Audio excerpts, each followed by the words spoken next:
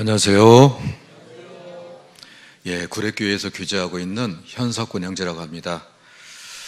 어제 제천에 오면서 시간이 좀 걸렸습니다. 중부 고속도로 지나면서 차가 꽤 막혀서 시간이 좀 걸렸는데 와 보니까 제천도 참 아름다운 그런 도시인 것 같습니다. 저는 구례에서 지금 교제하고 있는데 구례가 어딘지는 아시죠? 지리산 바로 밑에 있는 조그마한 군인데요. 인구가 약 2만 4천 되는 군입니다. 그래서 지금 꽃이 만발한 그런 도시인데요. 어제 오다 보니까 제천은 지금 벚꽃이 만개했더라고요. 벚꽃이 굉장히 아름다운 것 같아요. 구례는 조금 아래쪽이라서 벚꽃이 이미 지나갔습니다. 벚꽃이 다 지고 이제 잎사귀가 나오는 그런 상황이고요. 이제 철쭉꽃이 이제 피기 시작했고요. 조금 시에도 나가면은 또 복숭아꽃, 백꽃이 만발한 그런 상황이 있습니다. 아무래도 이제 산이 많은 지역이다 보니까 꽃이 참 많은 것 같아서 참 아름답게 느껴지고 있습니다. 오늘 제천교회 우리 귀한 형제자매님들 같이 하게 돼서 너무 하나님께 감사드리고 하나님께서 함께 해주시는 귀한 시간 됐으면 좋겠습니다. 같이 기도 드리겠습니다. 저희를 사랑하시는 아버지 하나님 감사합니다. 하나님은 알지 못하고 죄 가운데서 방황하며 살던 저희들을 하나님이 사랑하셔서 복음의 말씀을 통해서 하나님 앞으로 인도해 주시고 예수 그리스도의 십자가의 보혈의 은혜로 저희들의 모든 죄를 용서해 주시고 구원해 주셨다는 사실을 저희들이 알고 믿게 해 주신 것을 감사드립니다.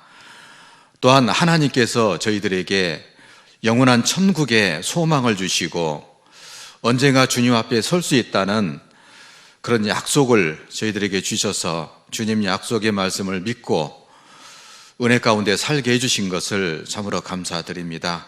우리 제천교회 모든 우리 형제 자매님들 하나님께서 일일이 보살펴 주시고 하나님의 능력의 손으로 늘 붙잡아 주셔서 어렵고 힘들 때마다 주님 바라보며 살 수 있도록 도와주시기를 원합니다. 우리 제천교회 성도들 가운데 육신의 질병으로 또 장애로 고통받고 있는 지체가 있다면 하나님께서 믿음을 더해 주시고 능력의 손길로 그 어려움을 잘 극복해 나갈 수 있도록 도와주시기를 간절히 원합니다. 또 어려운 가정일로 직장의 복잡한 문제로 또 사회생활하면서 겪는 어려움으로 고통받고 있는 지체가 있다면 하나님께서 그 마음 위로해 주시고 주님 바라봄으로 그 어려움을 능히 극복하며 살아갈 수 있도록 도와주시기를 간절히 바라고 원합니다. 또 가족의 전도를 위해서 간절히 기도하고 있는 그 기도를 들어주시고 속히 구원받아서 하나님께 영광이 되게 도와주시옵소서. 이 시간 멀리 해외에서 복음을 전하며 신앙생활한 모든 성도들과 또 선교사님들 그들 가정 위에 함께해 주시고 하나님 주신 위로와 능력으로 말씀을 담대히 증거하며 열심히 신앙생활 할 수 있도록 도와주시옵소서. 오늘 주일 말씀 시종을 주님께서 주관하시고 인도해 주시기를 간절히 바라오며 저희를 사랑하시는 예수 그리스도의 이름으로 기도하였습니다. 아멘. 성경 신약 성경 마태복음 28장입니다. 마태복음 28장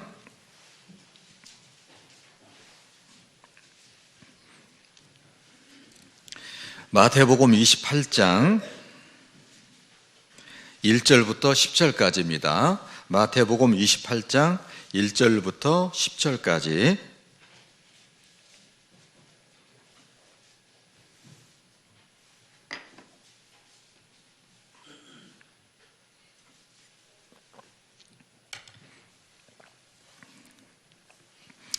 (1절부터) (7절까지는) 제가 읽고요, (8절부터) (10절까지는) 같이 함께 읽도록 하겠습니다. 안식일이 다가여 가고 안식 후 첫날이 되려는 미명에 막달라 마리아와 다른 마리아가 무덤을 보려고 왔더니 큰 지진이 나며 주의 천사가 하늘로서 내려와 돌을 굴려내고 그 위에 앉았는데 그 형상이 번개 같고 그 옷은 눈같이 희건을 수직하던 자들이 저를 무서워하여 떨며 죽은 사람과 같이 되었더라. 천사가 여자들에게 일러 가로되 너희는 무서워 말라. 십자가에 못 박히신 예수를 너희가 찾는 줄을 내가 아노라. 그가 여기 계시지 않고 그의 말씀하신 대로 살아나셨느니라. 와서 그의 누우셨던 곳을 보라. 또 빨리 가서 그의 제자들에게 이르되 그가 죽은 자 가운데서 살아나셨고 너희보다 먼저 갈릴리로 가시나니 거기서 너희가 배우리라 하라. 보라, 내가 너희에게 일렀느니라 하거늘. 8절부터 10절까지는 같이 한번 읽겠습니다. 그 여자들이 무서움과 큰 기쁨으로 무덤을 빨리 떠나 제자들에게 알게 하려고 다름질할새 예수께서 저희를 만나 가라사대 평안하뇨 하시거늘. 여자들이 나와 그 발을 붙잡고 경배하니 이에 예수께서 가라사대 무서워 말라. 가서 내 형제들에게 갈릴리로 가라 하라. 거기서 나를 보리라 하시니라. 오늘은 다른 교회에서 모든 교회에서 부활절로 지키고 있는 그런 주일입니다. 저희 교회에서는 부활절을 지키거나 하지는 않습니다. 그러나 부활절은 우리에게 너무나 소중한 그런 일이기 때문에 부활절을 기념하고 부활을 기념하고 주님의 부활을 기억하고 또 되새기는 것은 정말 중요한 일이고 합당한 일이라고 생각합니다. 그래서 오늘 부활절을 여러분에게 소개하려고 하는 것이 아니라 부활을 기억하라고 여러분에게 좀 말씀을 드리고 싶습니다. 예수님께서 십자가에 죽으셔가지고요, 피 흘려 돌아가셔서 우리들의 모든 죄를, 모든 사람의 죄를 담당하시고 그 죄값을 치러주셨습니다. 주님이 흘리신 그 피로 우리 죄가 전부 다 용서가 됐고 갚아졌습니다. 그래서 우리가 구원을 얻게 돼서 천국에 들어갈 수 있는 그런 믿음과 소망과 자격이 생긴 겁니다. 그래서 주님의 십자가는 우리에게 너무 소중하고 가장 중요한 사건이죠. 그런데 주님의 십자가 사건 못지않게 우리에게 중요한 사건이 있다면 예수님께서 죽으신 지 사흘 만에 무덤에서 다시 살아났다는 사건입니다. 그래서 이 복음이 완성이 되고 우리에게까지 오게 된 가장 중요한 계기가 됐던 사건이 바로 예수님의 부활 사건입니다. 우리는 부활절이 중요한 게 아니라 부활하신 일, 사건이 우리에게 너무나 중요한 사건이 되는 겁니다. 예수님께서 십자가에서 죽으실 당시에 예수님의 제자들은 예수님처럼 처벌을 받을까 봐 전부 다 두려워서 도망을 치고요, 또 마가의 다락방에 숨어가지고 벌벌벌 떨고 있었어요. 예수님의 제자였던 베드로는 예수님 앞에서 3번이나 예수님을 모른다고 부인을 했을 정도였습니다. 그렇기 때문에 예수님의 십자가에서 죽으신 것은 너무 고맙고 감사하고 정말 의미 있는 사건이지만 그 사건을, 주님의 하신 일을 누가 증거할 수 있겠어요? 누가 주님께서 십자가에서 죽으셔서 우리를 구원했다는 그 고마운 사건을 누가 알릴 수 있겠습니까? 아무도 알릴 사람이 없는 거예요. 주님은 이제 돌아가셨고 제자들은 다 숨고 도망쳐 버렸기 때문에 아무도 그 사실의 의미를 정확히 깨달게 할 수도 없고 전할 수도 없는 상황이죠. 절망적인 상황이었습니다. 그런데 예수님께서 사흘 만에 안식 후 그 다음날 새벽, 요즘 말로 말한다면 안식일이 금요일날 저녁부터 토요일날 저녁까지니까 그 안식일이 지난 그 새벽이니까, 그 다음 새벽이니까 주일날 새벽이 되는 거죠. 일요일날 새벽이 되는 겁니다. 그때 주님께서 부활하신 거예요. 주님께서 무덤에서 다시 살아났기 때문에, 무덤에서 나오셔서 제자들 앞에 나타나셨기 때문에 결국 제자들이 예수님의 십자가의 은혜를 깨닫게 된 거예요. 주님의 말씀을 믿게 된 거고 예수님께서 자기를 구원했다는 사실을 비로소 깨닫게 됐습니다. 그래서 구원을 받을 수 있었고 그 사실을 사람들에게 전할 수 있었고, 또 예수님의 부활 때문에 성경이 완성돼서 전 세계 모든 사람에게 주님의 은혜가 전파되게 된 거예요. 주님의 부활이 없었다면 결국 주님의 십자가 은혜는 우리에게까지 전해질 수가 없었던 겁니다. 주님은 부활의 사건을 통해서 예수님의 십자가의 은혜가, 십자가의 죽으심이 우리를 구원한 사건이라는 것을 우리에게 깨닫게 해주신 겁니다.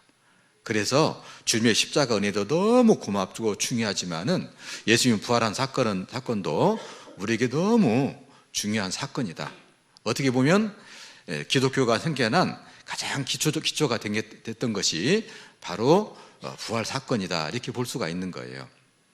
그렇기 때문에 우리도 부활을 기억하면서 부활이 나에게, 다른 사람이 아니라 나에게 어떤 의미가 있는지를 잘 알고 그것을 마음에서 상기하는 것이 필요하다라고 생각합니다. 자, 여기 본문에 내인 내용 잠깐 살펴보도록 하겠습니다. 마태복음 28장 1절.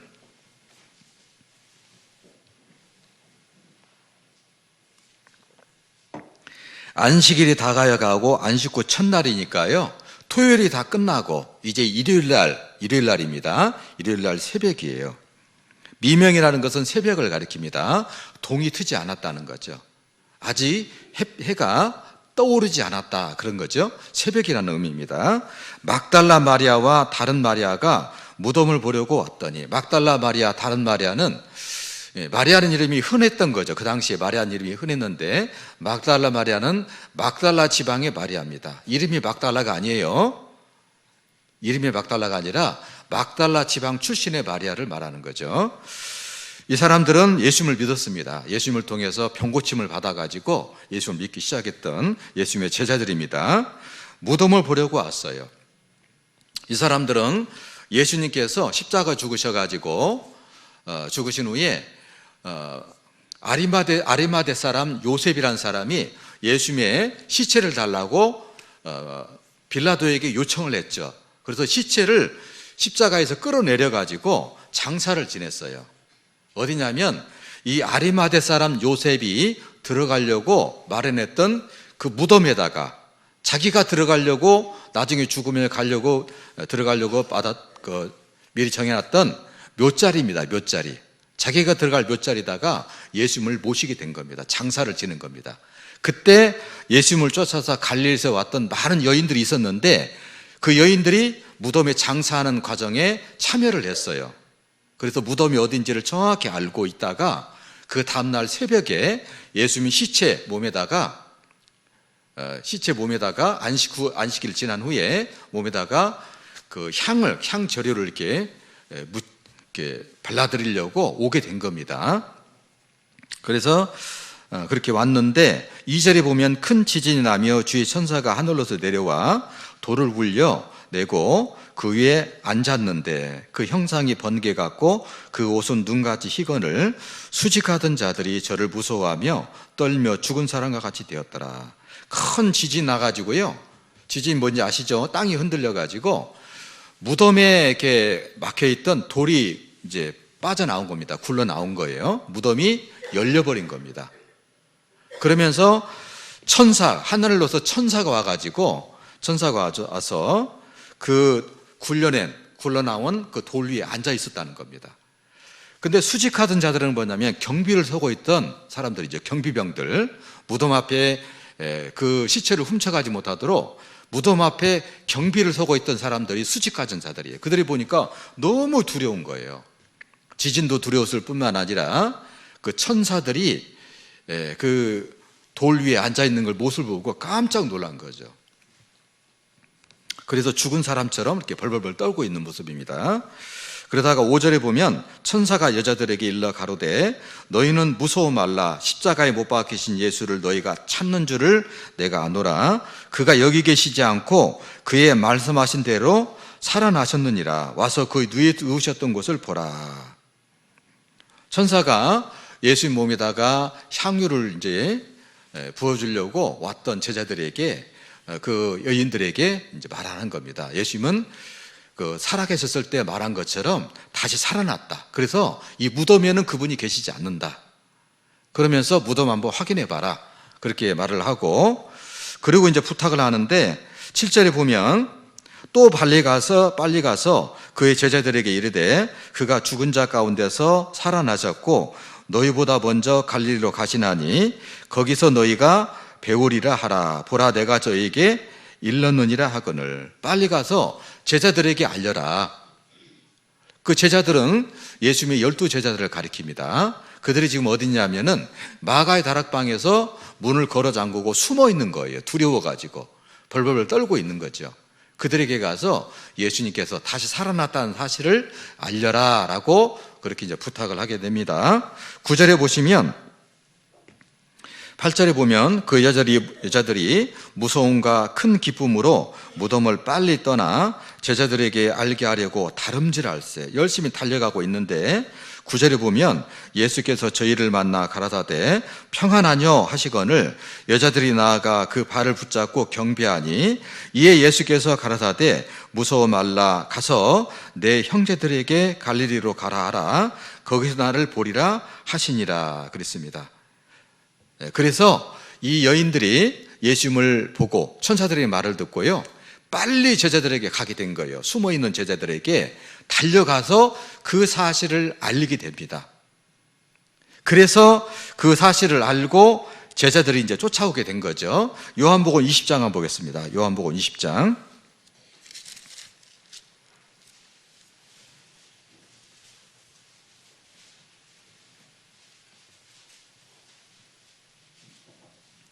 요한복음 20장에 이제 그 사실이 있는데 1절부터 보겠습니다. 요한복음 20장 1절에 보면 안식 후 첫날 이른 아침 아직 어두울 때 미명이라는 거죠. 어두울 때 막달라 마리아가 무덤에 와서 돌이 무덤에서 옮겨간 것을 보고 시몬 베드로와 예수의 사랑하시는 그 다른 제자에게 달려가서 말하되 사람이 주를 무덤에서 가져다가 어디에 두었는지 우리가 알지 못하겠나이다 하니 베드로와 그 다른 제자가 나가서 무덤에 갈새 둘이 같이 다름질하더니 그 다른 제자가 베드로보다 더 빨리 달아나서 먼저 무덤에 이르러 굽으려 세마포 놓인 것을 보았으나 들어가지는 아니하였더니 시몬 베드로도 따라와서 무덤에 들어가서 보니 세마포가 놓였고 또 머리를 쌌던 수건은 세마포와 함께 놓이지 않고 딴 곳에 개켜 있더라. 그때야 무덤에 먼저 왔던 그 다른 제자도 들어가서 보고 믿더라. 저희는 성경에 그가 죽은 자 가운데서 다시 살아나야 하리라 하신 말씀을 아직 알지 못하더라. 이에 두 제자가 자기 집으로 돌아가니라. 이제 여인들이 가서 알려가지고 베드로와 요한 두 제자가 그걸 빨리 확인하고 싶었던 거예요. 예수님께서 다시 살아난 거, 무덤에 안 계시다는 것을 확인하고 싶어가지고 열심히 달려간 겁니다. 근데 그 무덤 위치를 어떻게 알 수 있겠어요? 무덤 위치를 그 여인들이 알려줬겠죠. 알려줘서 정확히 그 지점에 간 거예요. 가서 확인해 보니까 예수님이 들어갔던 그 무덤에 예수님의 장사 지낼 때 예수 몸에다가 쌌던 세마포 있죠. 세마포가 그대로 남아있는 겁니다. 그리고 그 수건, 그 얼굴을 쌌던 그 수건, 시체의 얼굴을 쌌던 수건은 좀 떨어진 곳에 개켜 있었다. 잘 접혀 있었다. 그런 거예요. 그것을 보고, 예수님께서 이제 살아나셨구나. 그걸 확인하게 된 거죠. 무덤에 처음에 이제 달려왔다가 베드로가 먼저 들어가고 나중에 요한이 이제 무덤에 들어와서 그 사실을 확인하게 된 겁니다. 예수님께서 무덤에 계시지 않는다는 것을 확인하게 된 거예요. 자, 이런 사실을 통해서 나중에 이제 예수님께서 그 제자들 앞에 나타나셔가지고 손에 못자국과 옆구리 창자국을 보여주시면서 예수님께서 부활했다는 사실, 실제로 십자가 못 박히신 예수님께서 그대로 살아났다는 사실을 나중에 제자들에게 알려주게 됩니다. 요한복음 20장에 그런 내용들이 이제 자세히 설명이 되어 있습니다. 요한복음 20장 한번 볼까요? 요한복음 20장 19절입니다. 19절.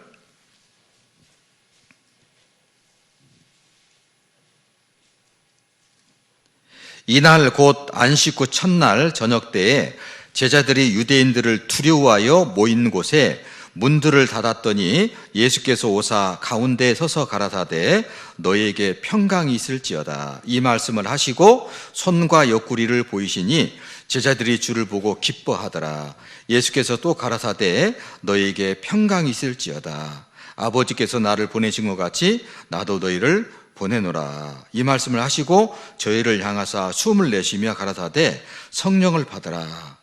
너희가 네 죄든지 사하면 사해질 것이요 네 죄든지 그대로 두면 그대로 있으리라 하시니라. 여기 보면 여인들이 막달라 마리아와 다른 마리아가 예수님을 처음 본 시점은 새벽 미명이었죠. 안식 후 그 다음날 주일날 새벽이었어요. 그리고 제자들에게 알려준 거잖아요. 근데 예수님께서 제자들 앞에 나타난 것은 그날 새벽이 아니라 저녁이었습니다. 그렇죠? 시점이 좀 틀리죠. 처음 나타났던 것은 미명의 새벽이었고 제자들 모인 가운데 그 방 안에 이렇게 통과하셔가지고 제자들 앞에서 손에 못자국과 옆구리 창자국을 보여주시면서 너희에게 평강이 있을지어다 한 그 시점은 이제 그날 부활하신 날 저녁이었다는 겁니다. 그렇죠? 때가 다르죠. 때가 다릅니다. 그리고 와서 한 말도 다르죠. 처음 만났던 여인들에게 한 말씀은 제자들에게 날려라 그런 내용이었고 저녁에 와서 제자들에게 한 말씀은 너희에게 평강이 있을지어다. 아버지께서 나를 보낸 것처럼 나도 너희를 보내노라. 너희가 네 죄든지 사하면 사해질 것이고 네 죄든지 그대로 두면 그대로 있으리라라고 가르쳐 주셨어요. 그러니까 시점도 다르고 장소도 다르고 예수님이 하신 말씀도 내용이 다르죠. 그렇게 예수님께서 부활하신 후에 사건을 구체적으로 성경에 기록한 거예요. 자, 이 부활에 관한 사건들이 성경에 많이 나와 있는데 이것을 또 믿지 않는 사람도 꽤 있어요. 예수님 부활을 아주 고의적으로 믿지 않고 부정한 사람들이 있습니다.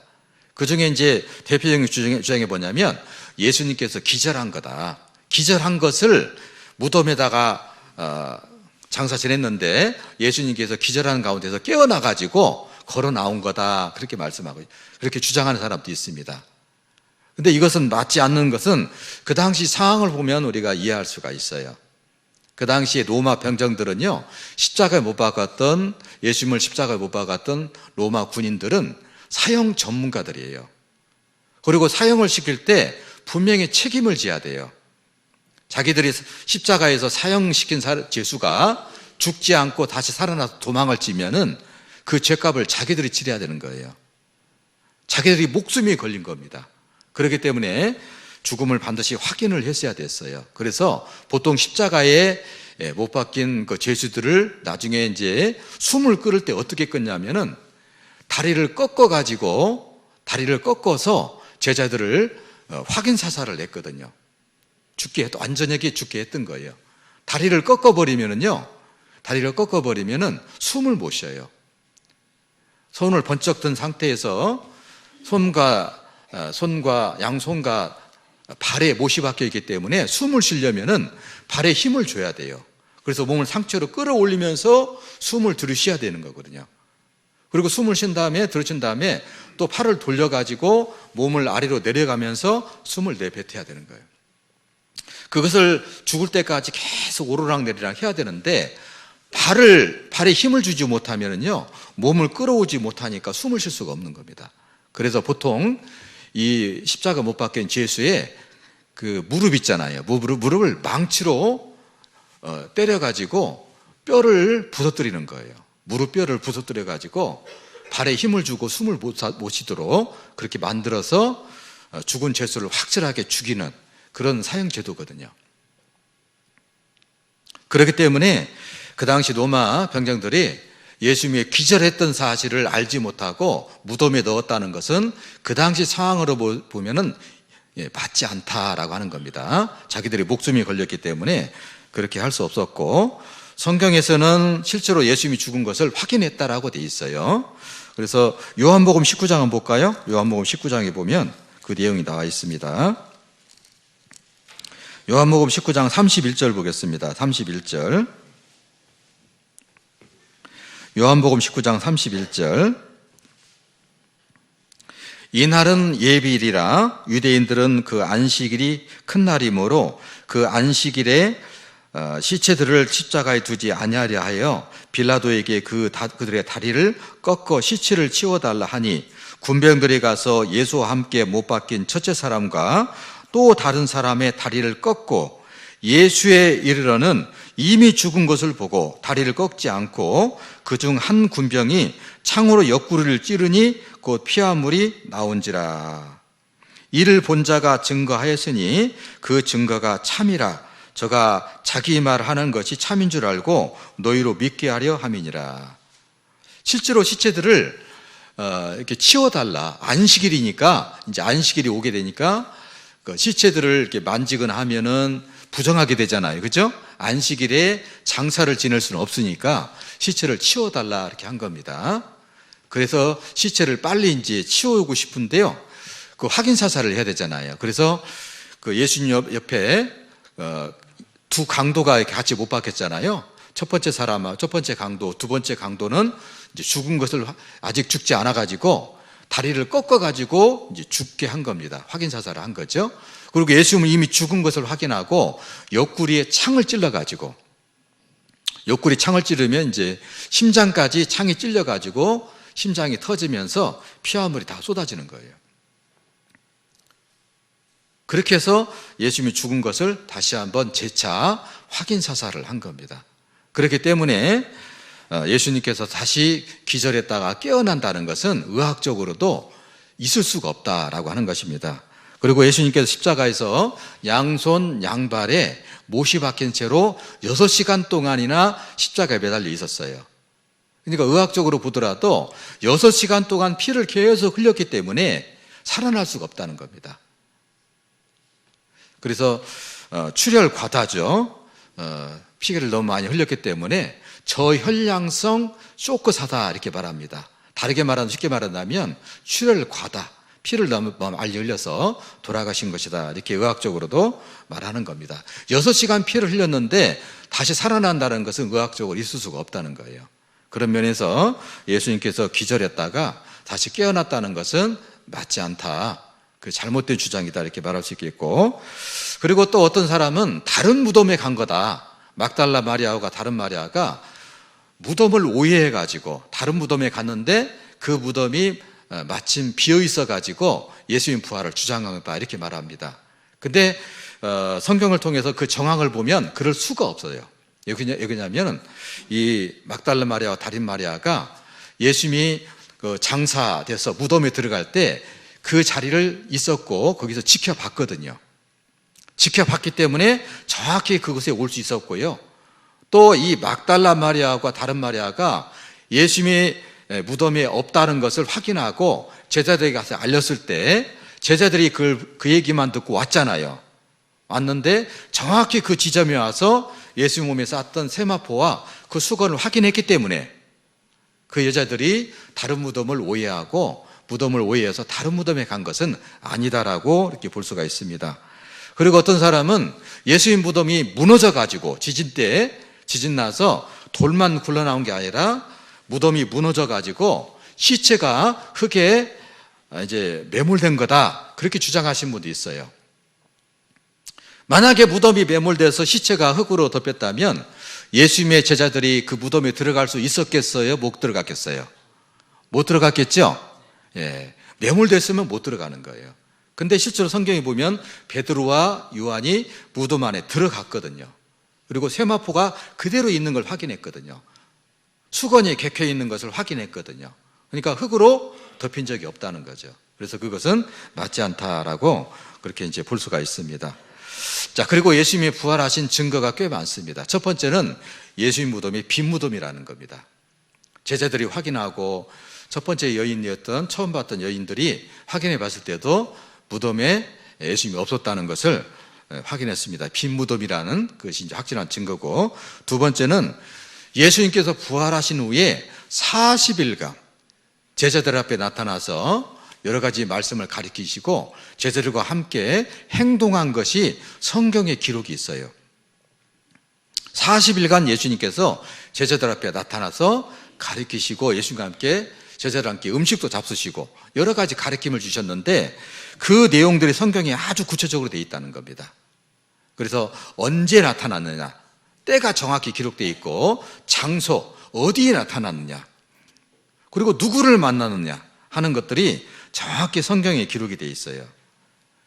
그래서 예수님의 부활하신 후에 40일간의 행적에 관한 그 기록들이 실제 예수님이 부활하시지 않았다면 있을 수 없는 그런 행적이다라고 볼 수 있는 겁니다. 그리고 세 번째는 목격자들이 많다는 겁니다.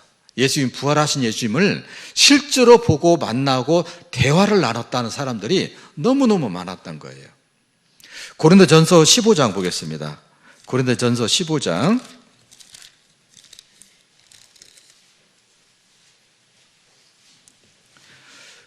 고린도전서 15장 4절부터 보겠습니다. 15장 4절, 고린도전서 신약성경 고린도전서 15장 4절입니다. 제가 읽겠습니다. 장사 지낸 바 되었다가 성경대로 사흘 만에 다시 살아나사 게바에게 보이시고 그 후에 12 제자에게와 그 후에 500의 형제에게 일시에 보이셨나니 그 중에 지금까지 태반이나 살아있고 어떤 이는 잠들었으며 그 후에 야고보에게 보이셨으며 그 후에 모든 사도에게와 맨 나중에 만삭되지 못하여 난 자와 같은 내게도 보이셨느니라. 예수님을 봤다는, 만났다는, 또 예수님과 대화를 나눴다는 사람들이, 그 목격자들이 너무너무 많은 거예요. 게바라는 것은 베드로를 가리킵니다. 게바에게 보이시고 12 제자에게, 아까 우리가 읽었던 요한복음 19장에 나와 있는 것처럼 예수님께서 그 제자들 앞에 20장이죠? 나타났잖아요. 그죠? 나타나가지고 손에 못자국과 옆구리 창자국을 보여주시면서 너에게 평강이 있을지어다라고 그 부활하신 날 저녁에 나타나서 그렇게 했다라고 성경에 기록되어 있죠? 그렇게 목격자들이 많은 겁니다.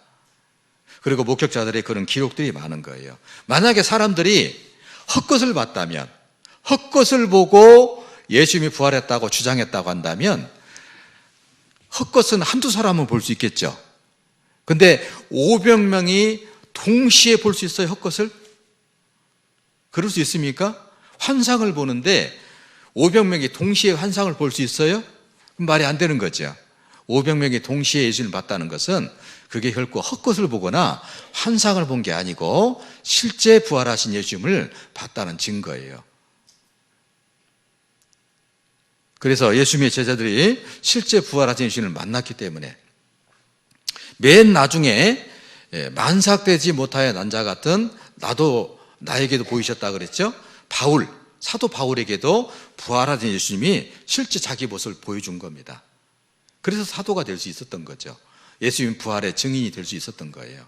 그래서 목격자들, 증인들이 너무너무 많다. 그들이 이 성경이 기록될 당시에도요 살아있었다라고 하는 것을 분명히 말씀하고 있습니다.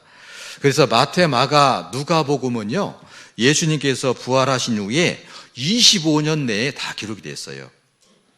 그러니까 예수님이 십자가에 죽을 때도 살아있었고 예수님 부활하신 것을, 그 소식을 들은 사람들이 이미 살아있을 때 마태, 마가, 누가복음이 다 기록이 됐다는 거예요, 이미. 그러니까 실제 사건과 처음 기록과의 간격이 너무 짧은 거예요. 25년밖에 안 돼 있어요. 예수님 여러분들 우리 이제 현대 사회에서도 보면 6.25랄지, 그러죠? 6.25가 실제로 있었다는 것을 여러분 잘 알고 계시죠? 근데 여러분은 전체가 다 6.25를 경험한 거예요? 아니잖아요. 나는 경험하지 못했지만 알고 있어요. 믿고 있어요. 왜? 실제 경험한 사람들이 지금 살아있거든요. 그렇죠? 우리 어르신들이요, 지금은 이제 허연 노인이 되셨지만 실제로 어렸을 때, 젊었을 때 6.25를 경험했기 때문에 그분들의 말을 듣고 우리는 믿고 있는 거예요. 근데 25년이라면 너무 짧은 거죠? 6.25는 지금부터 한 70년 전의 일이지만은 예수님 부활한 사건과 마태, 마가, 누가복음의 기록 사이는 25년밖에 안 되는 거예요. 그러니까 예수님의 십자가 죽음과 부활을 경험했던 사람들이 실제 있었을 때 예수님이 살아있을 때 예수님을 본 사람들이 실제 살아있을 때 예수님의 부활에 관한 기록이 이루어졌다라고 하는 겁니다. 25년밖에 안 된 거예요. 그리고 서신서들, 바울의 서신서들을 보면은 예수님의 죽으심과 부활을 증거하고 있는데, 바울의 서신서들은요, 예수님이 십자가에 죽으시고 부활한 이후에 18년, 짧게는 18년, 길게는 35년 사이에 바울의 서신서들이 다 기록이 됐다는 거예요. 그러니까 예수님이 부활했던 사건에 관한 기록도 목격자들이 있는 상황에서 그들의 증언을 듣고 기록된 거니까요, 충분히 우리가 역사적인 자료로도 충분히 믿을 만하다는 겁니다. 아시겠죠? 여러분, 예전에 살던 분들 중에 상고 시대에 고대에 신라가 있었다는 거 아시죠? 여기 보면 경주 김씨도 있고요, 경주 이씨도 있고, 정주 최씨도 있고, 배씨도 있고 아마 그럴 겁니다. 여러분, 신라라는 나라가 있었고 신라의 옛날에 김유신 장군이 있었다는 거 알고 있죠? 믿고 있죠? 근데 여러분, 김유신 장군 만나본 적 있어요? 없잖아요. 그런데 믿고 있거든요. 왜 그렇습니까? 우리가 만나본 적은 없지만은 역사적인 기록 때문에 그런 거예요. 우리나라에서 고대 역사에 가장 확실한 역사 기록이 뭐냐면 삼국사기예요. 삼국사기 기록에 근거해가지고 고구려 백제 신라가 있었고 주요 인물들이 있었다는 것, 왕이나 장군들이 있었다는 것을 우리가 믿고 있다는 겁니다. 역사적인 기록 때문에, 기록에 근거해서. 근데 신라가 있었고 고구려 백제가 있었던 시대가 삼국시대인데요, 삼국시대가 언제 끝났냐면 668년에 끝났어요. 668년에 고구려가 멸망하면서 끝났잖아요. 근데 삼국에 관한, 고구려 백제 신라에 관한 기록은요, 삼국사기에 기록됐는데 약 500년 후에 기록됐어요. 실제 사건을 있어난 후에 500년에 기록된 것이 삼국사기예요. 실제 사건으로부터 500년 지난 후에 기록된 삼국사기를 믿고요, 실제로 고구려 백제 신라가 있었고 김유신 장군이 있었다는 것을 우리는 확실한 사실로 믿고 있다는 거예요. 그죠? 그리고 실제 원본은 삼국사기도 다 없어졌어요.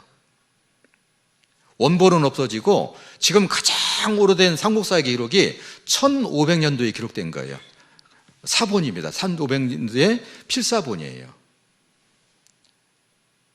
그 1500년도에 기록된 삼국사기 필사본을 근거해서 그 1500년도로 기록하면은 기준을 한다면은 상당히 오래된 사건, 삼국과 삼국에 있었던 고구려 백제 신라에 있었던 여러 인물들에 관한 사실을 기정사실로 우리는 믿고 있다는 겁니다. 근데 성경은 예수님이라는 인물, 예수님의 사건, 십자가 죽으심과 부활에 관한 사건을 기록한 성경은 그 사건이 있은 후에 18년, 25년 이렇게 가까운 시간에 각 기록이 됐으니까요, 우리는 충분히 역사적인 자료로도 받아들일 만하다라고 볼 수 있습니다.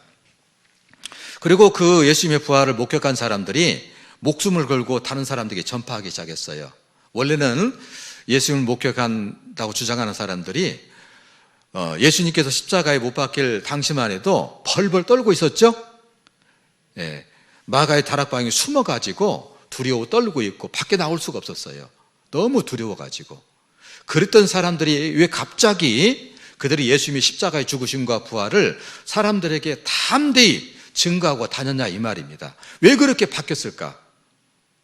뭔가 중요한 사건이 있었을 거 아니겠어요? 계기가 있었지 않겠어요? 한동안은 교회 다닌 사람만 봐도 늘 미워하고 교회 다닌 사람들 싫어하고 하던 사람들이 어느 날 갑자기 교회에 열심히 나옵니다.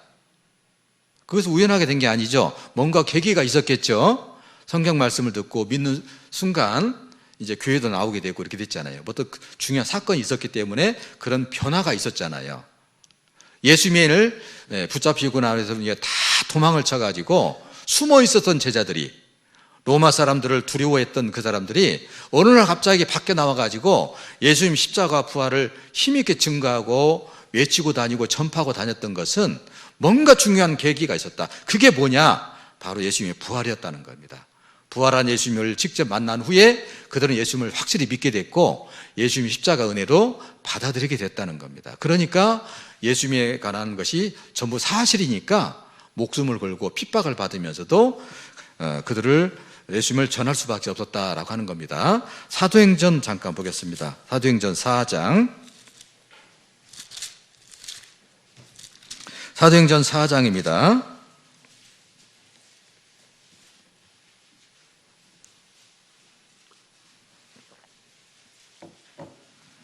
사도행전 4장 18절 보겠습니다. 18절. 자, 제자들이 밖에 나와서요, 이스라엘 사람들에게 다 함대 외쳤어요. 예수님께 십자가 죽으셨고 그분이 십자가에서 여러분을 구원했다. 그분을 믿으면 구원을 받는다. 죄 사함을 얻는다라고 전파하고 다녔거든요. 18절에 보면 그들을 불러 경계하며 도무지 예수의 이름으로 말하지 말고 가르치지도 말라 하니, 예전 같았으면 알겠습니다 하고 도망을 쳐서 벌벌벌 떨어야 되는데 제자들 모습이 바뀌었습니다. 19절 보면 베드로와 요한이 대답하여 가로되 하나님 앞에서 너희 말 듣는 것이 하나님 말씀 듣는 것보다 옳은가 판단하라. 우리는 보고 들은 것을 말하지 아니할 수 없다 하니, 그랬죠? 우리는 보고 들은 것을 말하지 아니할 수 없다.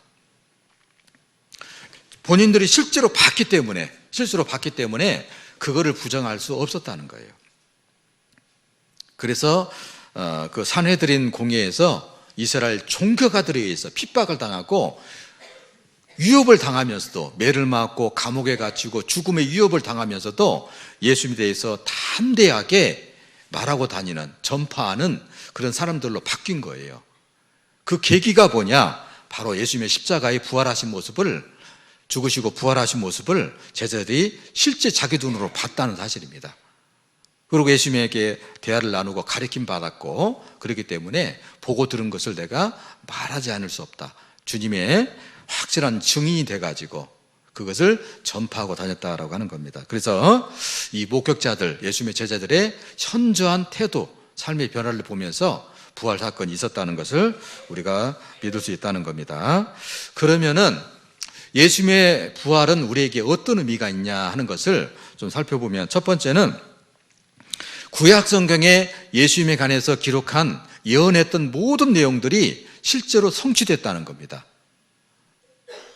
구약 성경에는 예수님께서 죽으심을 당할 것도 기록이 되어 있고 부활하실 것도 예언이 되어 있는데 그게 실제로 예수님 생애를 통해서 이루어졌다는 것. 구약 성경의 모든 것이 사실로 이제 이루어졌다는 것을 우리에게 말씀하고 있고요.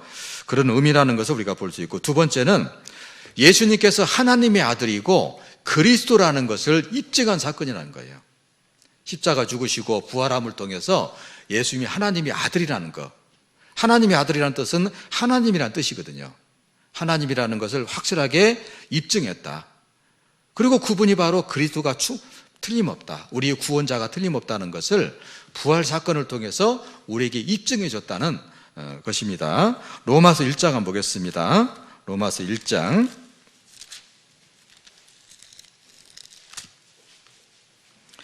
자, 예수 그리스도의 부활이 우리에게 주는 의미입니다. 예수님이 하나님의 아들이고 그리스도가 틀림없다는 확실한 증거다는 것이죠. 로마서 1장 3절 4절입니다. 3절 4절.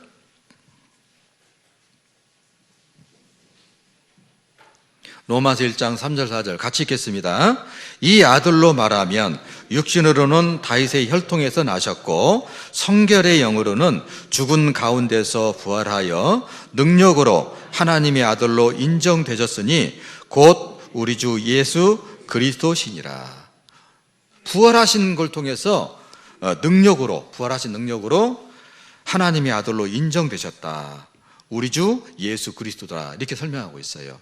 주님께서 부활하심을 통해서 하나님 아들이 틀림이 없다. 그분이 바로 우리 그리스도가 틀림없다는 것을 우리에게 입증한 것이다. 이렇게 볼 수 있겠고, 또 예수님께서 부활하신 것은 예수님의 십자가의 죽으심으로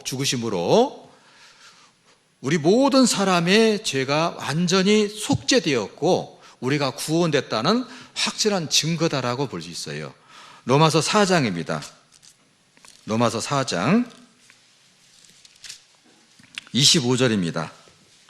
예수님께서 부활한 사건은 그것은 우리에게 어떤 의미가 있느냐? 예수님 십자가 죽으심으로 우리 죄가 전부 다 속죄됐다는 것, 그리고 우리가 영원한 지옥에서 구원됐다는 사실을 입증한 것이다 이 말이죠. 로마서 4장 25절입니다. 같이 한번 읽어볼까요? 예수는 우리 범죄함을 위하여 내어줌이 되고 또한 우리를 의롭다 하심을 위하여 살아나셨느니라. 자, 범죄함을 위해서 내어줬다는 것은 십자가에서 우리 대신에 죽었다는 거죠. 그리고 우리 의롭다 하심을 위해서 살아났다는 것은 우리가 하나님 앞에서 죄가 다 사해졌다, 우리 죄가 다 용서됐다는 것을 나타내려고 하는 것이다 이 말입니다. 우리 의롭다 하심을 위하여 살아나셨다. 예수님께서 살아나신, 부활하신 목적이 뭐냐? 우리를 의롭다 하시기 위해서 살아나신 거다. 우리 죄가 다 갚아졌고 완전하게 죄가 사해졌다는 것을 우리에게 나타낼 목적으로 살아나셨다는 겁니다. 여러분, 예수님은 제자가 본래는 죄가 없었죠. 그가 죄를 알지도 못한다고 그랬어요. 그가 우리 죄를 없이 하려고 나타나신 바 되었다는 것을 너희가 알거니와 그에게는 죄가 없느니라 그랬어요. 죄가 없으니까 죄삭신 사망인 죽음을 당할 필요가 있어요, 없어요? 없어요. 주님과 주님의 죄가 없기 때문에 사망과 아무 관련이 없는 거예요. 근데 왜 예수님께서 죽었습니까? 왜 예수님께서 죄인들이나 죽는 그 죽음을 당했을까요? 우리 죄가 예수님 몸에 담당이 됐기 때문에. 우리는 다 양 같아서 그릇 행하여 각기 제 길로 갔거늘 여호와께서는 우리 무리의 죄악을 그에게 담당시켰다. 우리 죄가 예수님 몸에 담당이 됐기 때문에. 보라, 세상 죄를 지고 가는 하나님의 어린 양이로다. 세상 죄를 지고 가실 때 내 죄까지도 전부 다 예수님이 담당하시고 지고 가셨던 거예요. 우리 죄 때문에 죄사성 사망이니까 예수님에게 죄값을 치르기 위해서 십자가에서 가장 비참하게 죽으셨다는 사실이에요. 근데 그것으로 끝났으면은요, 우리 죄가 사해졌는지, 우리 죄가 없어졌는지, 우리가 구원이 됐는지 알 수 있어요, 없어요? 모르는 거예요. 그래서 예수님이 십자가에서 대신 죽어가지고 우리 죄가 다 사라졌다, 없어졌다는 것을 우리에게 알게 하려고 부활을 시킨 거예요. 예수님 몸에 우리 죄가 담당됐기 때문에 우리 죄 때문에 예수님 몸이 죽었어요. 죄값을 치렀어요. 그리고 장사되었어요. 장사되면서 죄값이 치러졌기 때문에 죄가 다 없어진 거예요. 그래서 예수님께서 사망에 매일 수 없기 때문에 다시 부활한 겁니다. 예수님 부활했다는 것은 예수님에게 죄가 없다는 거예요. 예수님께 담당됐던 우리 죄가 전부 다 갚아졌다는 증거가 되는 겁니다. 아시겠죠?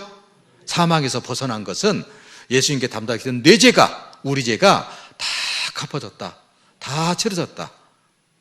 그래서 하나님 보실 때는, 하나님 입장에 볼 때는 우리 죄가 깨끗하게 없어졌다는 것을 우리에게 나타나려고, 공식적으로 우리에게 증거하려고, 선언하시려고 예수님 부활을 우리에게 보여준 거다, 이렇게 볼 수 있습니다.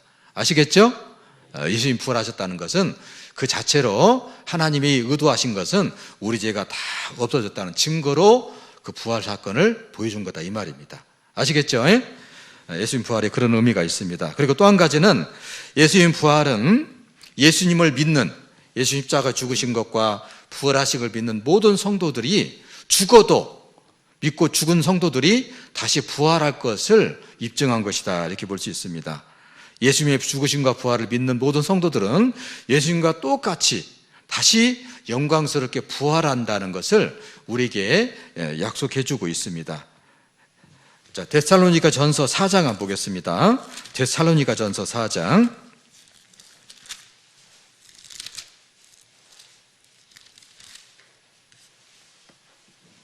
13절입니다. 13절, 14절입니다. 데살로니가 전서 4장 13절, 14절.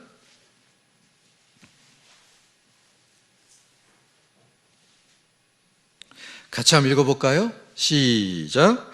형제들아, 자는 자들에 관하여는 너희가 알지 못함을 우리가 원치 않으니 이는 소망이 없는 다른 이와 같이 슬퍼하지 않게 하려 함이라. 우리가 예수에 죽었다가 다시 사심을 믿을진대 이와 같이 예수 안에서 자는 자들도 하나님이 저와 함께 데리고 오시리라. 자, 이 성경이 기록될 당시에 얘도 성도들은 죽었을 거 아니겠어요? 근데 죽은 성도들을 보면서 살아있는 가족이나 살아있는 성도들이 슬퍼하겠죠. 같이 있다가 갑자기 누군가 죽으니까 슬퍼하고 또 괴로워하겠죠. 죽은 모습을 보면. 근데 그럴 필요가 없다는 겁니다. 슬퍼하지 않게 하려고 또 예수님의 부활을 우리가 상기해야 된다는 겁니다. 자, 예수님께서 부활하신 것은 우리에게 어떤 의미가 있냐면 예수를 믿고 죽은 사람들이 어떻게 부활하냐, 예수님처럼 부활한다는 것을 우리에게 본보기로 보여준 겁니다. 하나의 맵 샘플로 보여준 거예요. 예표로 보여준 겁니다. 너희들에게도 부활이 있다. 예수님 부활을 믿는 사람에게 예수님과 똑같은 부활이 있다는 것을 우리에게 맛보기로 보여준 거예요. 그래서 그것을 근거해서 죽은 성도들, 여기 보면은 13절에 자는 자들이라고 그랬죠. 성경에서는 죽음이 두 가지의 모습으로 표현이 되어 있어요.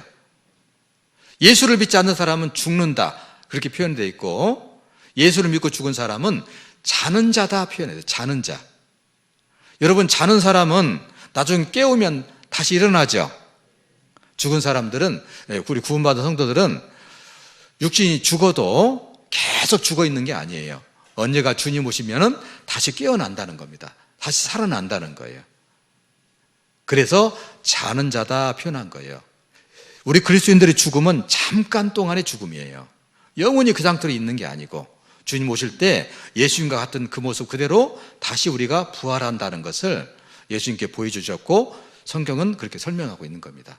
그러니까 언젠가 다시 부활할 거니까 슬퍼하거나 두려워할 필요가 없다라고 하는 것을 말씀하고 있고, 그래서 14절에 보면은 우리가 예수에 죽었다가 다시 사심을 믿을진대 이와 같이 예수 안에서 자는 자들도 하나님이 저와 함께 데리고 오시리라. 예수님께서 이 땅에 다시 강림하실 때 죽은 성도를 먼저 부활시켜가지고 데리고 오신다, 그 말입니다. 그래서 예수님의 부활은 죽은 성도의 부활에 대한 예표다, 증거다, 보증이다, 이렇게 말할 수가 있어요. 그리고 또 한 가지, 우리 살아있는 성도들도 예수님 오실 때 예수님같이 변화돼서 구원받을 것, 몸의 구원을 받을 것에 대한 예표다라고 볼 수 있어요.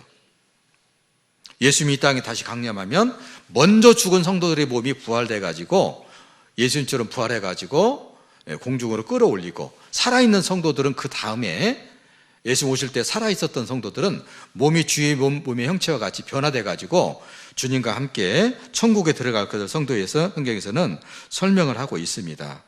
여기 데살로니가전서 4장 그 뒤에 보면 16절 한번 볼까요? 주께서 호령과 천사장의 소리와 하나님의 나팔로 친히 하늘로 쫓아 강림하시리니 그리스도 안에서 죽은 자들이 먼저 일어나고 그 후에 우리 살아남은 자도 저희와 함께 구름 속으로 끌어올려 공중에서 주를 영접하게 하시리니 그리하여 우리가 항상 주와 함께 있으리라. 그러므로 이 여러 말로 서로 이루어라 그랬어요. 죽은 성도들도 다시 부활할 거니까 우리에게 위로가 되는 거죠. 그리고 살아있는 성도들도 이제 주님과 같은 모습 몸으로 형체가 바뀌어가지고 공중으로 끌어올려서 주님과 함께 영원히 살 거라는 겁니다. 천국에 갈 거라는 것을 말씀하고 있습니다. 그러니까 이 말로 죽은 성도가 부활하고 살아있는 성도가 변화돼서 천국으로 가게 되는 이 약속, 이 말을 붙잡고 서로 그 말 가지고 이루어라, 그런 말이거든요. 빌립보서 3장 보겠습니다. 빌립보서 3장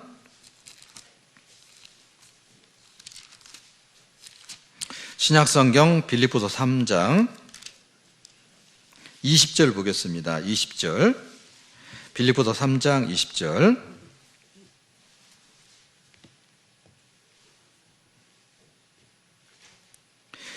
자, 빌립보서 3장 20절 21절인데 살아있는 성도가 주님 오실 때 강림하실 때 살아있던 성도가 변화돼서 천국에 올라간다는 것을 좀 구체적으로 설명하고 있습니다.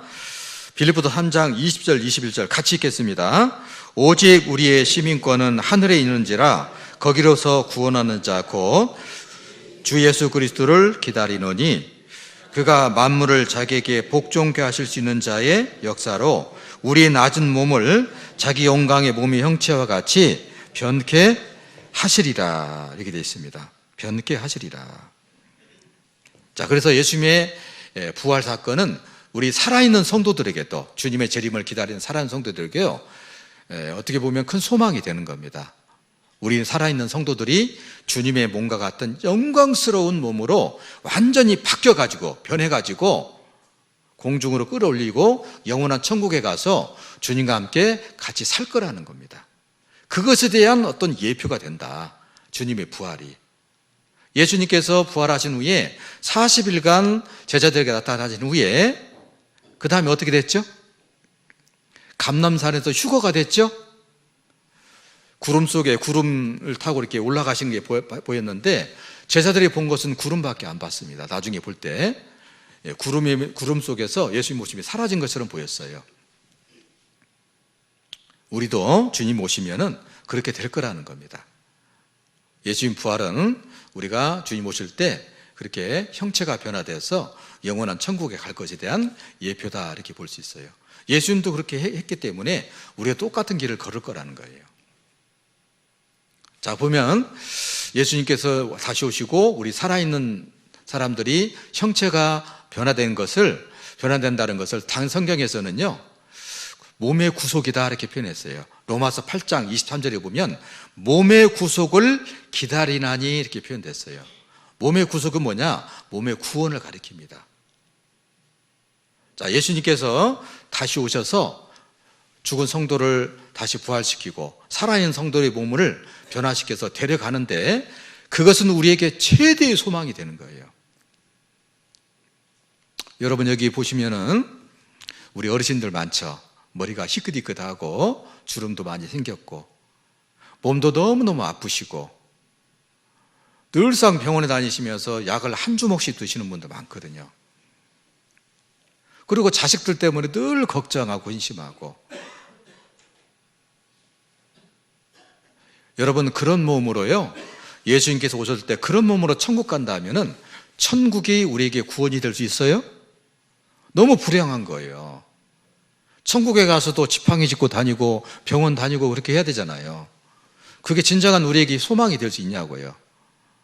근데 보세요, 우리 어르신들은요, 제발 이 고통받는 것에서 빨리 벗어났으면 하는 바람이잖아요.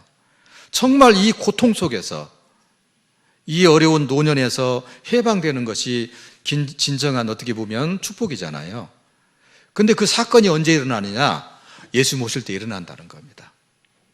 우리 몸 이 상태 그대로, 젊은 사람은 젊은 사람 모습대로, 건강한 사람은 건강한 모습대로, 나이 드신 분들은 몸이 아프고 힘든 상황에서 그대로 가는 게 아니라 우리 몸이 완전하게 주님 몸처럼 완전하게 변화된다는 거예요. 그래서 병도 없고 고통도 없고 쭈글쭈글한 것도 없고 마음속에 염려와 근심도 없고 슬픔도 없고 두려워하는 것도 없고 걱정거리도 없고 그런 몸으로 완전히 바뀌어가지고 이 세상에서 천국으로 옮겨가게 되니까 진정한 의미의 구원이 된다는 거죠. 그렇죠? 그게 우리에게 얼마나 큰 소망이겠어요. 주님 오실 때 그렇게 된다는 겁니다. 만약에 우리가 주님 오시기 전에 먼저 돌아가신다 할지라도, 죽는다 할지라도 주님의 몸처럼 다시 부활해서 주님 오신 곳에 가시기 때문에 우리에게 큰 소망이 되는 거예요. 그거 한번 생각해 보세요. 우리 어르신들, 이제 주님 오시면은 내 흰 머리가 완전히 제일 아름다운 모습으로 바뀌고 미장원에 가서 아무리 파마해도 별반 그렇게 달라지지 않는 이 머리가 주님과 같이 아름다운 모습으로, 영광스러운 모습으로 바뀐다고 생각해 보세요. 약 없이는 살 수 없고 병원에 왔다 갔다 안 하면은 생활이 안 되는 몸에서 완전히 벗어나 가지고 고통도 없고 항상 마음의 즐거움만 있는 그런 모습으로 바뀐다고 한번 생각해 보세요. 얼마나 그렇게 기쁜 일이겠어요. 우리에게 소망이 된다는 거죠. 예수님의 부활은 그것을 우리에게 말씀해 주고 있다, 이 말입니다. 예수님께서 부활된 후에 제자들이 나타났을 때 꽁꽁 걸어 잠근 문을 통과해 가지고 제자들 앞에 나타났어요. 신령한 몸이에요. 썩거나 늙거나 병들거나 아프거나 사고당하거나 그런 몸이 아니라는 거예요. 완전한 모습으로 신령한 모습으로 바뀌어가지고 부활하신 거잖아요. 우리도 그와 같이 될 거라는 겁니다. 그래서 본문 여기 보면은 여기 21절에 보면 우리의 낮은 몸을 우리의 천한 몸을 자기 영광의 몸의 형체와 같이 변케 하시리라 그랬어요. 여러분, 이 성경이 맞을까요? 틀릴까요? 이 성경도 진리인 거예요. 부인할 수 없는 거예요. 이것도 믿어야 되겠죠.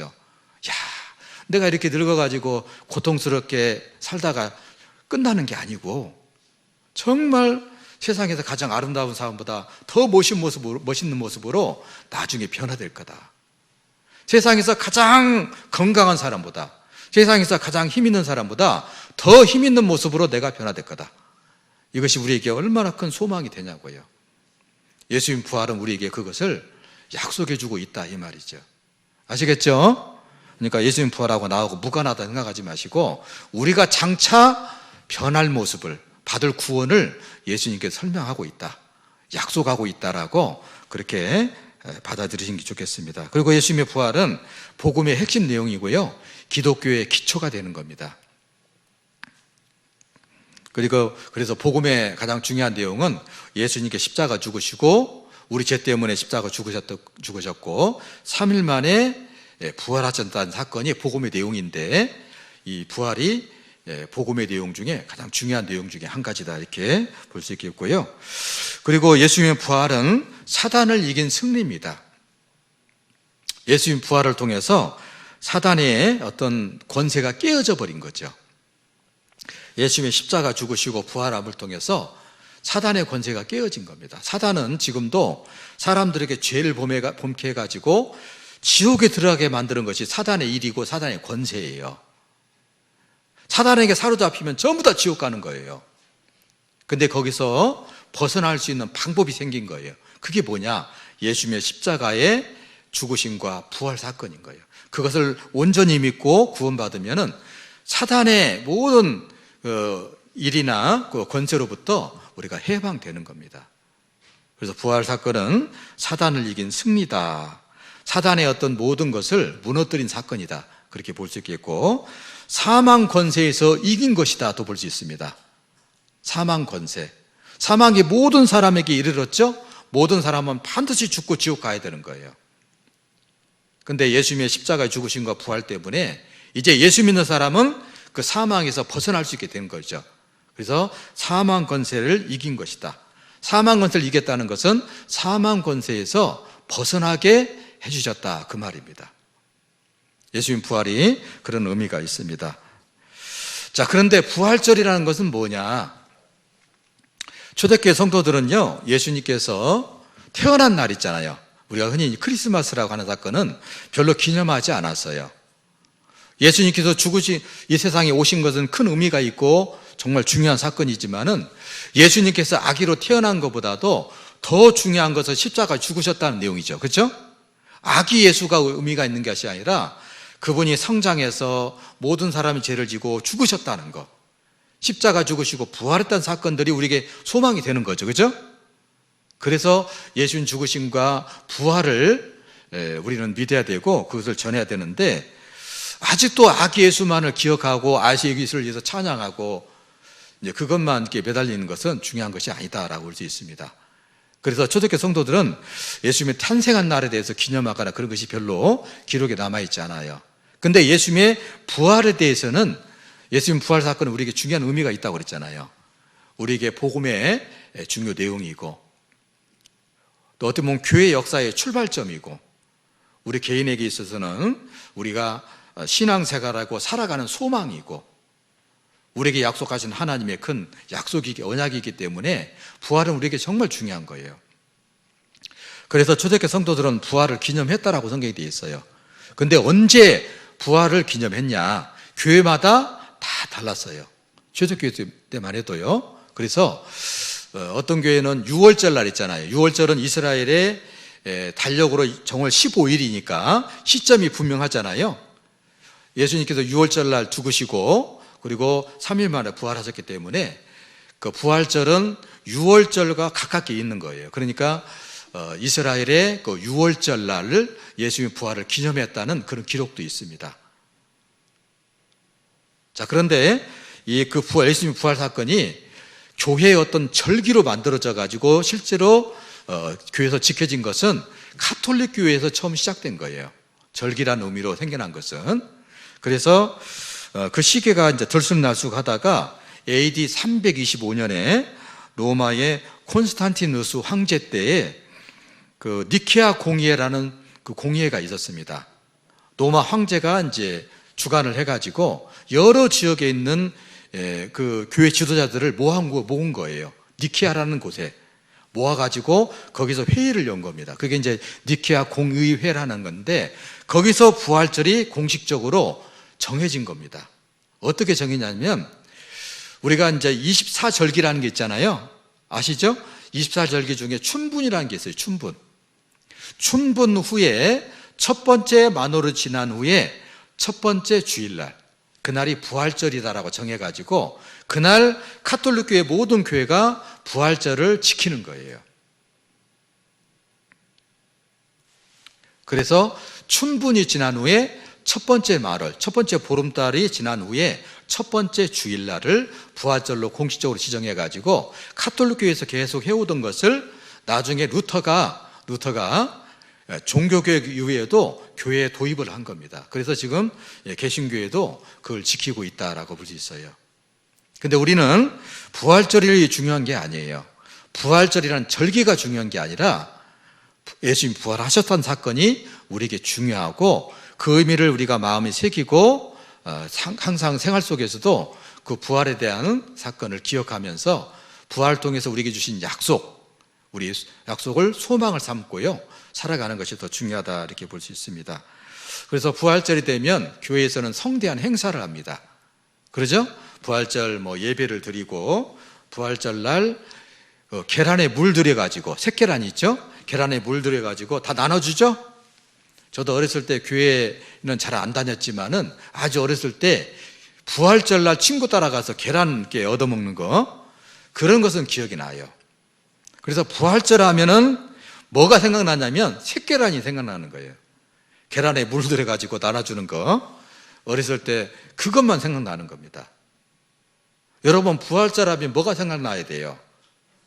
예수님이 부활했다는 사건을 생각하고 예수님 부활이 우리에게 의미하는 바가 뭔지 나도 예수님처럼 부활돼서 영광스러운 몸으로 변화돼서 영원한 천국에 들어갈 것에 대한 것을 기억해야 되고 예수님이 부활을 하신 것은 우리 죄가 전부 다 없어졌다는 갚아졌다는 증거라는 것을 하나님의 증거라는 것을 우리가 기억을 해야 되는데 그게 아니라 새계란이 생각나는 거예요. 부활절 날 성대한 교회 행사가 생각나고 그러니까 부활절을 처음 제정했던 목적은 빠져버리고 부활절을 계속 상기하자는 목적은 빠져버리고 형식만 남아있는 거예요. 부활절 나면 여러 교회가 연합해서 막 예배를 드리고 막 밴드를 동원해서 막 행사를 하고 새계란을 나눠주고 이것만 남은 겁니다. 근데 부활절이 뭔지는 모른다는 거예요.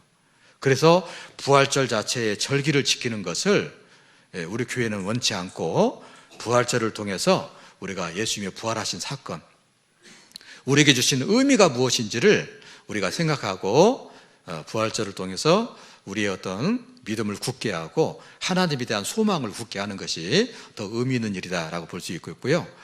또 부활절을 통해 예수님의 부활을 통해서 예수님을 믿게 돼 가지고 그 예수님의 십자가 죽으심과 부활을 전하기 위해서 담대하게 자기 인생을 다 헌신했던 믿음의 선배들의 그런 삶을 본받고 우리가 따라가는 것이 더 의미가 있지 않겠어요?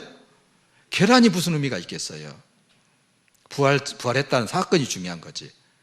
그래서 우리는 성대하게 그런 행사는 하지 않고 다만 말씀 가운데서 예수님 부활이 우리에게 의미한 바, 우리에게 왜 큰 소망이 되는지, 우리가 어떻게 부활을 믿는 사람이 어떻게 살아야 되는지를 다시 한번 일깨우고요 새롭게 해야 된다는 것을 좀 말씀을 드리고 싶습니다. 그리고 이제 새계란을 돌리는 우리 교회는 우리나라에서 그렇게 하지만은 다른 나라에서 또 다르게 하는 경우 있습니다. 유럽에서는 백화파 있죠? 백합화를 집집마다 백합화를 사다가 이렇게 꾸며 넣는 그런 것도 있고요. 그리고 양고기 있죠. 양고기를 구워가지고 가족들이 함께 먹는 그런 풍습도 있어요. 그리고 양 모양의 쿠키를 만들어가지고 쿠키를 구워 먹는 그런 풍습이 있는 나라도 있고, 또 어떤 나라는 흰옷도 있잖아요. 예수 믿는 사람은 흰옷으로 갈아입고 거리를 퍼레이드를 하는 거예요. 부활 자체가 우리 죄가 다 깨끗하게 사라졌다는 의미이기 때문에 그걸 기념하기 위해서 거리를 흰옷 입고 퍼레이드를 하는 그런 어떤 풍습을 가진 나라도 있습니다. 그러니까 나라마다 부활절을 지키는 모습은 각기 다 다르다는 거예요. 그러니까 오늘 부활절인데 새끼라는 왜 안 나눠주냐, 새끼라는 안 나눠주니까 이상한 교회다, 이런 말 할 수 있어요, 없어요? 할 수 없는 거예요. 나라마다 지방마다 다 다르게 그걸 기념하고 있기 때문에 새끼란 가지고 따질 필요가 없는 거예요. 그래서 우리가 이제 부활절에 대해서 좀 그런 이해를 충분히 좀 하고 있었으면 좋겠습니다. 자, 마지막으로 부활을 믿고 소망하는 우리 그리스도인들은 어떻게 살아야 되느냐 하는 겁니다. 첫 번째는 예수님의 그 약속, 부활에 대한, 우리가 죽어도 다시 예수님과 같이 살아난다는 것. 살아있을 때 주님을 맞이하면 주님의 영광스러운 몸의 형체와 같이 변화돼서 주님과 함께 천국에 갈 것이라는 성경의 말씀을 믿고 흔들리지 말아야 된다는 겁니다. 주변에서 무슨 부활이 있느냐, 무슨 천국이 있느냐라고 주변 사람들이 아무리 흔들어대도 우리는 말씀을 꼭 붙잡고 흔들려서는 안 된다라고 그렇게 말할 수 있습니다. 고린도전서 15장 보겠습니다. 고린도전서 15장.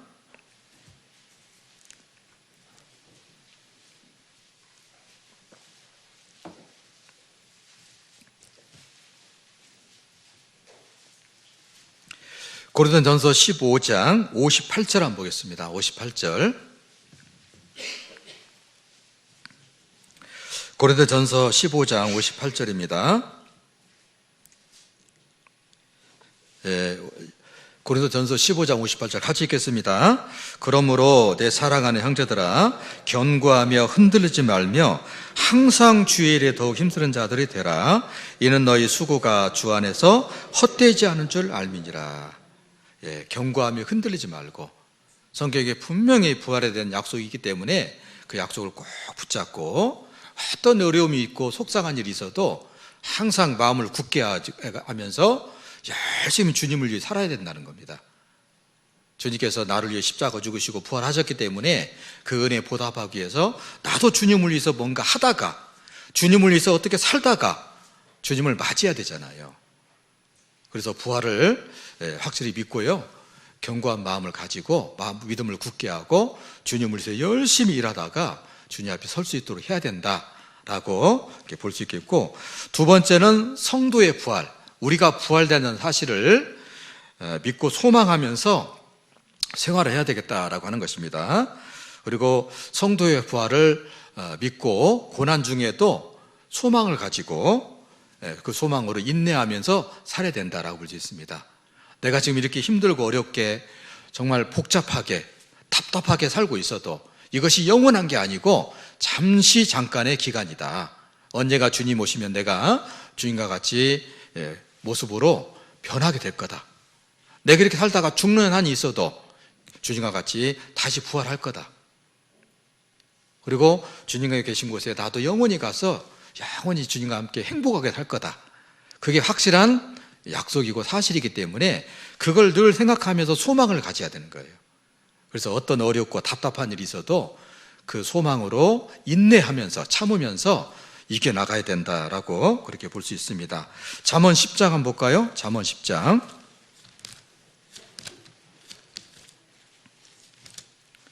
구약성경 잠언 10장입니다.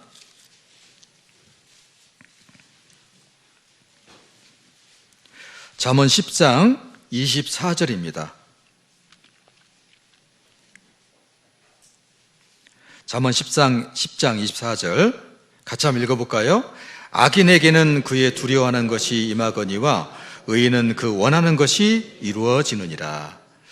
악인과 의인은 악한 사람과 착한 사람을 말하는 게 아니고요, 하나님을 믿는 사람을 의인이라고 표현하고 있고, 하나님을 전혀 알지 못하고 부정하는 사람들을, 하나님을 섬기지 않는 사람들을 악인이라고 표현한 거예요.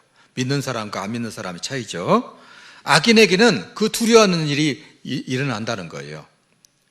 여러분, 세상 사람들에게 가장 두려워하는 일이 뭐예요? 죽음이에요.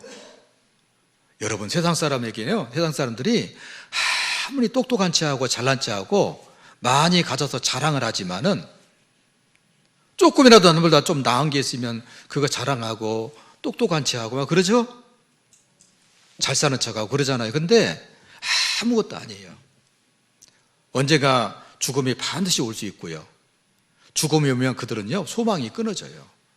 자기가 갖고 있는 거, 자기가 평생 모은 거 한 톨도 갖고 갈 수 없어요. 세상 사람들에게는요, 죽음이 절망이에요. 삶의 끝이에요. 저주입니다, 저주. 그래서 가장 두려워하는 거예요, 마음속에서. 입으로는 뭐 빨리 죽어야 되겠다 하지만은 절대 그렇지 않아요. 죽음을 너무너무 두려워합니다. 그런데 의인은요, 죽음이 이르다 할지라도 죽음이 우리에게 소망이 되는 거예요. 악인들은 죽음을 딱 통과하는 순간 영원한 지옥에 들어가는 되는 그런 것이지만은 영원한 저주고 영원한 어떻게 보면 하나님 앞에 큰 형벌 속에 들어가는 것이지만, 그래서 두려워하는 것이지만은 의인들은 죽음이 절망이 아니에요. 소망인 거예요. 우리가 죽음을 딱 통과하는 순간 이제 새로운 삶이 시작되는 거예요. 하나님과 함께하는 삶, 모든 고통에서 해방이 되고 모든 걱정과 근심거리에서 답답하고 복잡한 문제에서 해방이 되고 하나님과 함께 영생복락을 누리는 새로운 삶이 시작이 되는 겁니다. 우리에게는 죽음도 소망이 있는 거예요. 우리는 죽음을 맞이할 때 우리의 가장 원하는 바 영원한 천국과 주님과 함께하는 진정한 축복이 시작된다는 거예요. 그렇게 차이가 있는 겁니다. 여러분, 세상 사람도 우리하고 같은 제천에 살면서도 비슷해요. 날마다 새끼 먹는 거, 날마다 아침에 일어나서 회사 출근하는 거, 아이들 가리키는 거 똑같습니다, 육신적으로는. 그러나 그들하고 우리는 천지 차이예요. 소망이 다른 거예요. 세상 사람들에게 절망이 우리에게 소망이 된다는 거죠. 잠언 14장 보겠습니다. 잠언 14장 32절입니다. 32절. 잠언 14장 32절. 잠언 14장 32절. 네, 같이 읽겠습니다. 악인은 그 환난에 엎드러져도 의인은 그 죽음에도 소망이 있느니라. 악인은 그 환난에 엎드러져도 의인은 그 죽음에도 소망이 있다. 세상에 가장 어떻게 보면은 큰 일이, 두려워할 일이 죽음이지만은 악인들에게는 그 죽음이 완전히 엎드러지는 거잖아요. 모든 소망이 없어져 버리고 자기가 갖고 있는 모든 즐거움과 모든 풍부함이 완전히 자기로부터 이제 없어지는 거잖아요. 거기서 완전히 나락으로 떨어지는 거잖아요. 근데 우리 그리스도인들 죽음 자체가 소망이에요. 죽음에도 소망이 있다. 이것이 세상 사람 우리하고 큰 차이라는 거예요. 여러분, 예수님의 부활은 우리에게 그렇게 큰 소망입니다. 예수님과 같이 똑같은 모습으로 우리가 부활될 거다. 예수님과 같이 똑같은 모습으로 공중으로 끌어올려질 거다. 우리에게는 죽음도 소망이 있고요, 살아가는 삶 동안에 어떤 어려움과 슬픈 일이 있어도 우리는 그 소망 가운데서 살아야 되는 겁니다. 자, 그래서 항상 소망 가지고 고난 중에도 인내하면서 이렇게 살아야 되는 거고요. 그리고 부활에 대한 말씀을 가지고 서로 위로하고 격려하며 살아야 되는 거예요. 우리 그리스도인들이 성경을 믿고 있지만은 어려움을 닥칠 때 되면 그 어려움을 생각하기 때문에 마음이 괴롭거든요. 슬퍼지거든요. 우리 육신이 있기 때문에 어쩔 수가 없어요. 믿는 사람이지만은 어려움을 겪고 힘든 일을 겪으면은 흔들리고 괴로워하고 낙담이 있고 그러거든요. 그래서 우리 성도들이 서로 그 예수님에 관한 말씀, 부활에 관한 말씀 가지고 서로 위로해야 되는 겁니다. 자매님, 지금 힘들지만은 언제가 주님 오시면은 우리에게 소망이 있지 않습니까? 영원한 천국이 있고 모든 고통과 슬픔에서 우리가 벗어났고 그런 일 있지 않습니까? 우리가 주님 오실 때 들려 올라가는 것을 휴거라고 말하는데, 휴거란 말의 영어의 단어가 랩처입니다. 랩처. 랩처란 말의 본래 뜻이 뭐냐면 환희란 뜻이에요. 환희. 환희. 아시죠? 엄청난 즐거움이라는 거죠. 큰 즐거움. 환희. 우리 그리스도인들에게 그 환희가 있거든요. 우리 어린 학생들이 가장 소망하는 게 뭐냐면 소풍, 명절날, 그죠? 어린이날, 가장 큰 소망이죠? 뭐 추석날, 근데 용돈 받고 하니까, 그죠? 그게 아이들에게 기대가 되고 큰 즐거움을 이렇게 기다리잖아요. 즐거움으로 기다리잖아요. 우리 그리스도인들에게 그보다 훨씬 큰 소망이 있어요. 그게 뭐냐? 주님 오시는 날, 이 반드시 있고 우리가 영광 중에 주님과 같은 모습으로 바뀌어가지고 천국에 가는 순간이 있다는 겁니다. 그래서 서로 그런 말로 이루하자라고 하는 거예요. 데살로니가전서 4장, 아까 읽었던 말씀인데 4장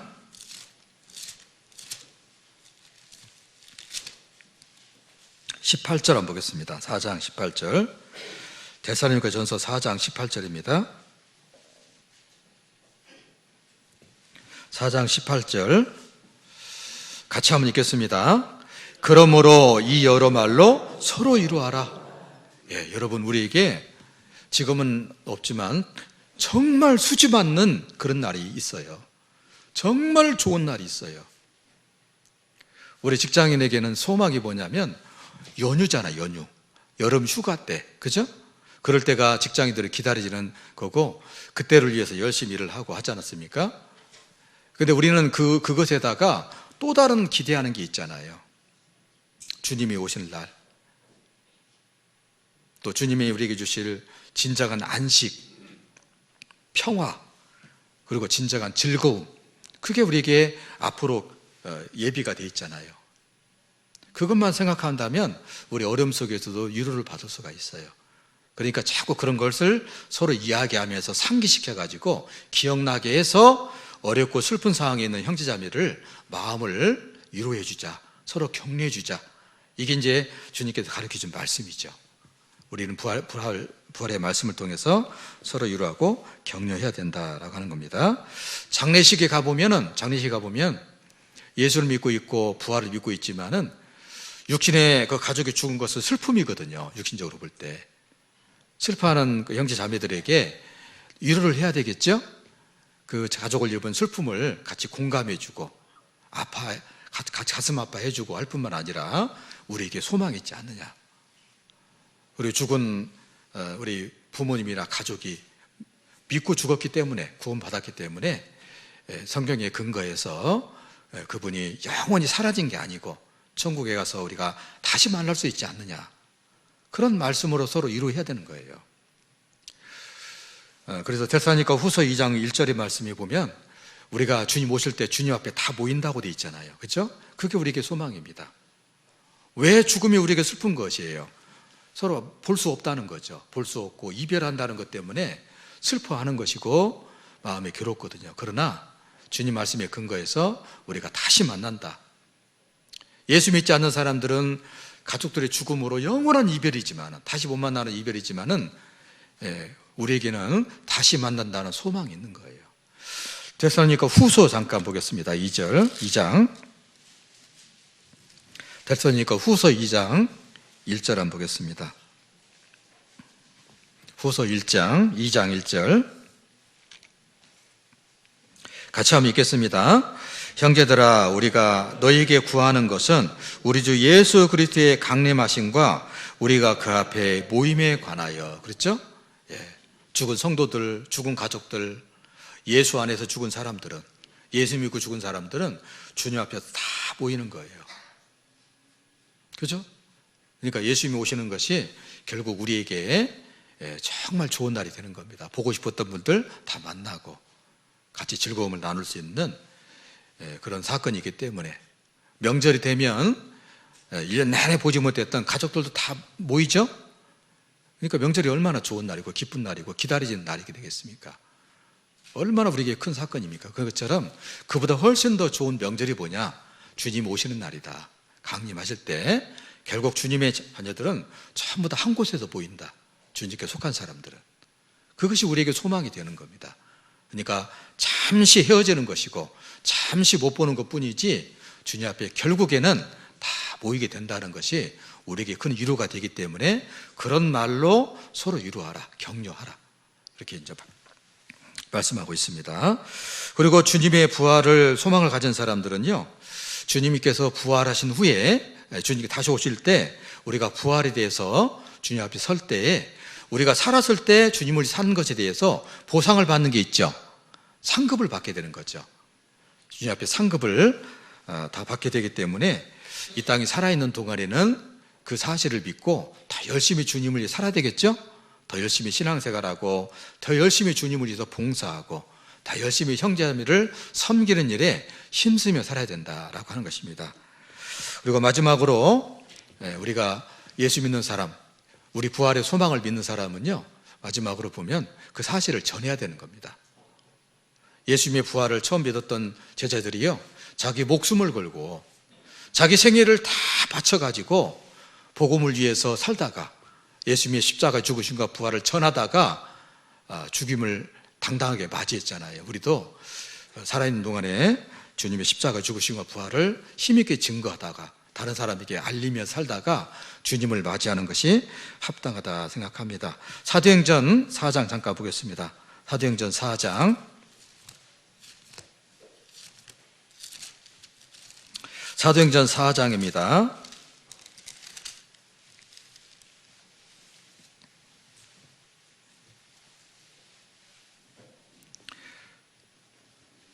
사도행전 4장 1절부터 3절까지 제가 읽겠습니다. 1절부터 3절까지.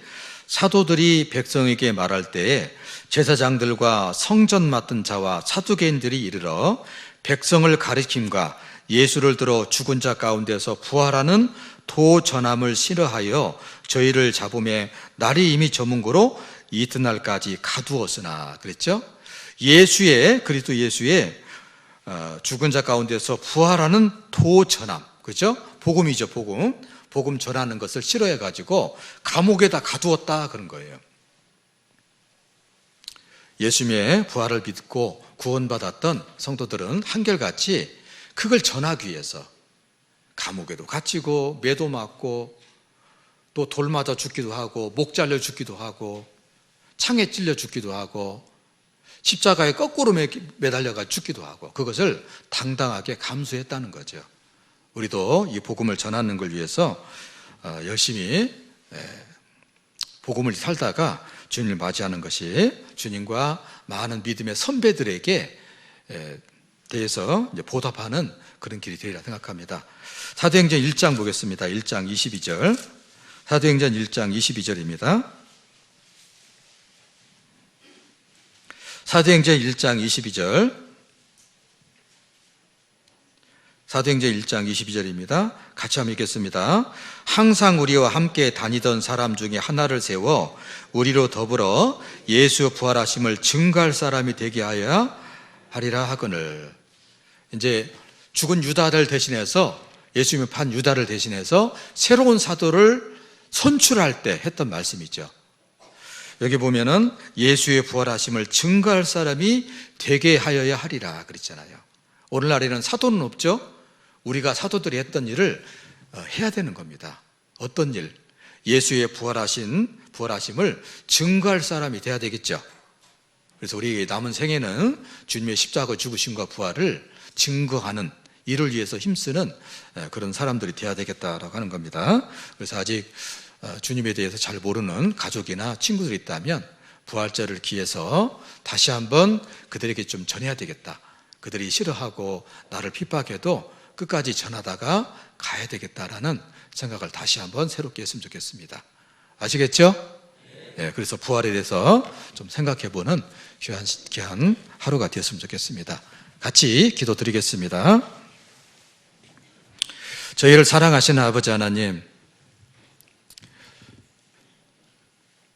세상에서 소망 없이 살아가던 저희들, 죄 가운데 살아가던 저희들, 하나님 없이 살아가던 저희들을 불러주셔서 예수님의 은혜를 깨닫게 해주시고 하나님의 자녀 삼아주셔서 교회 안에서 늘 가르침을 받고 또 배움을 받아서 그 말씀을 쫓아 살아갈 수 있도록 새로운 인생을 허락해 주심을 감사드립니다.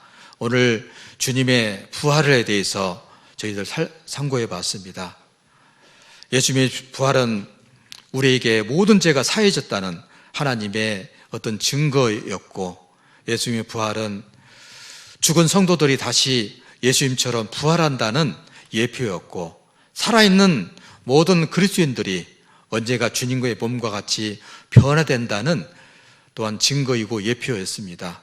또한 복음의 한 부분이었고 기독교의 기초였습니다. 그리고 예수님의 부활은